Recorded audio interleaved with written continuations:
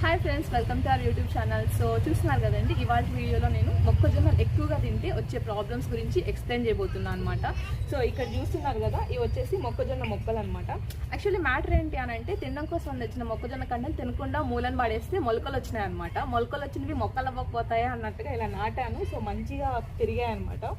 So ఎలాగో మొక్కలు కూడా ఉన్నాయి కదా అని చెప్పేసి సో ఈ ప్రాబ్లమ్స్ గురించి ఎక్స్ప్లెయిన్ చేద్దామని ఈ వీడియో అయితే షూట్ చేస్తున్నాను అండి. సో మెయిన్ మొక్కజొన్నల గురించి ప్రాబ్లమ్స్ చెప్పబోయే ముందు నాకు ఒక సామెత గుర్తొస్తుంది.